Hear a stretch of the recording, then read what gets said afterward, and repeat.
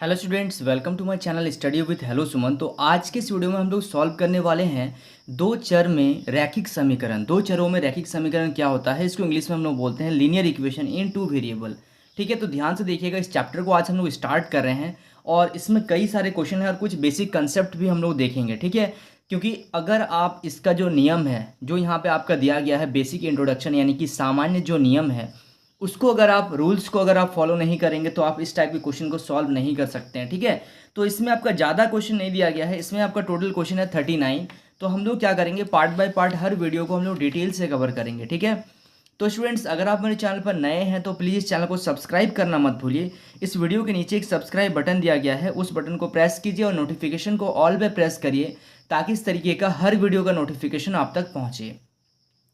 तो स्टूडेंट्स, चलिए इस वीडियो को बिना टाइम वेस्ट करते हुए फटाफट से स्टार्ट कर लेते हैं।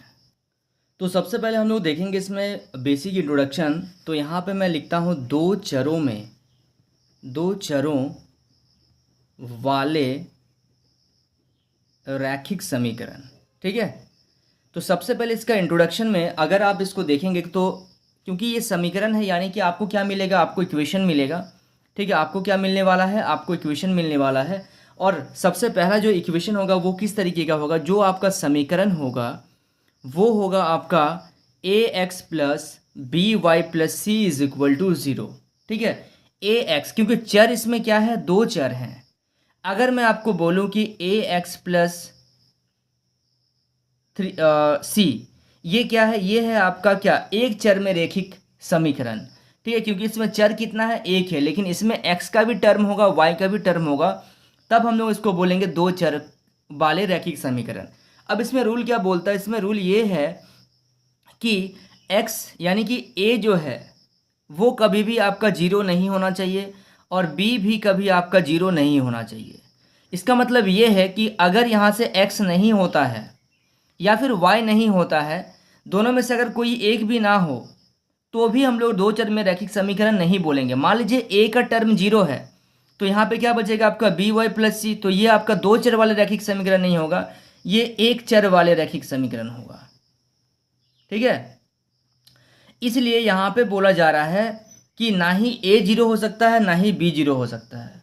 भले आपका कांस्टेंट ना हो चलेगा, लेकिन यहाँ पे ये दोनों चीज़ आपका बहुत इंपॉर्टेंट रखता है ये चीज़। ठीक है, ये दोनों अगर आपका है तभी हम लोग बोलेंगे कि ये दो चर वाले रैखिक समीकरण है। ठीक है, ये चीज़ समझ में आ गया कि रैखिक समीकरण कब बोलेंगे और कब नहीं बोलेंगे। अब इसके बाद देखिए, यहाँ पे मान लेते हैं कि दो समीकरण आपको दिया गया है। ठीक है, माना दो समीकरण किस प्रकार दिए गए हैं, दो समीकरण जो दिए गए हैं वो a1 x plus B one Y plus C one is equal to zero, और दूसरा जो दिया गया है आपका a2 x plus B two Y plus C two is equal to zero. ये दो समीकरण आपको दिए गए हैं। अब इन दोनों समीकरणों को हम लोग क्या करेंगे, विस्तार से हम लोग इसको जानेंगे कि किस तरीके से हम लोग इसमें क्या करने वाले हैं। तो सबसे पहला पॉइंट आता है, अगर आपके पास दो समीकरण दिया गया है और a1 का जो वैल्यू है a1 बटा a2 बराबर नहीं है किसका, b1 बटा b2 के। ठीक है, ये रूल बोलता है कि अगर आपको दो समीकरण दिया गया है और a1 बटा a2 मतलब क्या, जो पहला समीकरण का x का जो कांस्टेंट होगा उसको a1 बोलेंगे, दूसरा समीकरण का x का जो कांस्टेंट होगा उसको a2 बोलेंगे। तो a1 बटा a2 बराबर अगर नहीं होगा b1 बटा b2 का, तो उस केस में हम लोग बोलेंगे क्या है, अद्वितीय हल है, अद्वितीय हल होगा। ठीक है, ये पहला पॉइंट।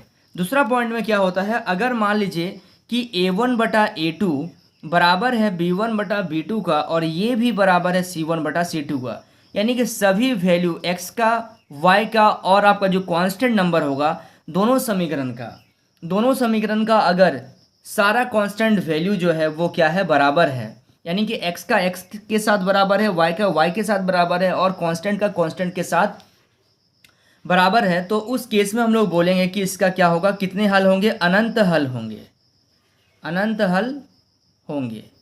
आ रहा समझ में। अब एक थर्ड पॉइंट आता है, थर्ड पॉइंट में ये कहा जाता है कि सपोज कीजिए कि a1 बटा a2 तो बराबर है b1 बटा b2 के, बट ये बराबर नहीं है c1 बटा c2 के।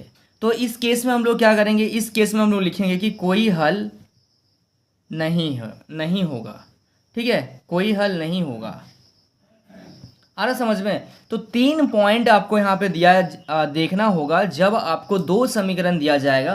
क्वेश्चन आपसे ऐसा भी पूछा जा सकता है कि बताइए अद्वितीय हल है कि नहीं है।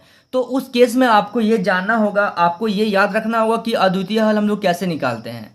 तो अद्वितीय हल में हम लोग ये देखते हैं कि a1/a2 जो है क्या वो बराबर है b1/b2 का या फिर नहीं है। ठीक है, तो इस तरीके से हम लोग इसको करेंगे। अब एक लास्ट पॉइंट है, उसको भी हम लोग समझ लेते हैं। ठीक है, देखिए अब यहाँ पे जो थर्ड पॉइंट है, दो समीकरण आपको दिया गया है a1x plus b1 y is equal to 0 और यहाँ दिया गया है a2x plus b2 y is equal to 0। ठीक है, का हल केवल, पहला पॉइंट, अगर x इक्वल टू 0 है और y इक्वल टू 0 अगर होगा तो इस केस में हम लोग क्या बोलेंगे, a1/a2 जो है वो बराबर नहीं है b1/b2 के। ठीक है, ये याद रखिएगा।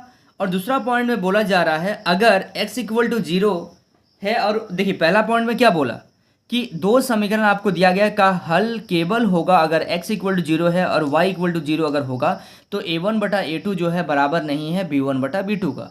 अब दूसरा केस में बोला जा रहा है अगर आपका a1x plus b1 y is equal to 0 और a2x plus b2 y is equal to 0 का केवल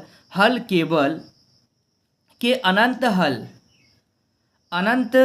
हल होगा। तो यदि ये कब अनंत हल होंगे इस समीकरण का, जब a1/a2, मैंने आपको पहले बताया कि a1/a2 जो है वो बराबर होना चाहिए b1/b2 का, तभी तो ये सेटिस्फाई करेगा ना, तभी ये सेटिस्फाई करेगा। तो ये आपका कुछ बेसिक इंट्रोडक्शन था।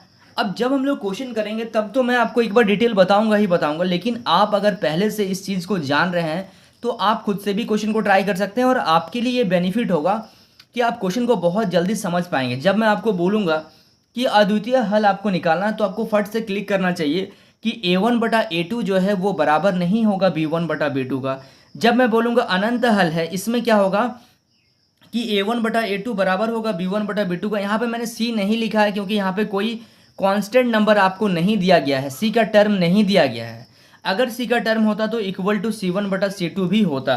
ठीक है, उसी तरीके से अगर कोई हल नहीं बोला जाएगा तो उस केस में हम लोग क्या करेंगे, a1/a2 जो है वो बराबर तो होगा b1/b2 का, लेकिन c1/c2 बराबर नहीं होगा। ठीक है, तो ये कुछ था बेसिक इंट्रोडक्शन। अब नेक्स्ट वीडियो जो आएगा उसमें हम लोग क्या करेंगे, क्वेश्चन नंबर 1 से एक एक क्वेश्चन को हम लोग क्या करेंगे, पूरा डिटेल में कवर करेंगे। तो स्टूडेंट्स, अगर वीडियो पसंद आता है तो वीडियो को लाइक कीजिएगा और चैनल पर अगर आप पहली बार आए हैं तो इस चैनल को सब्सक्राइब जरूर कीजिए ऐसे ही बेहतरीन वीडियो देखने के लिए। तो स्टूडेंट्स, मिलते हैं नेक्स्ट वीडियो में, तब तक के लिए बाय।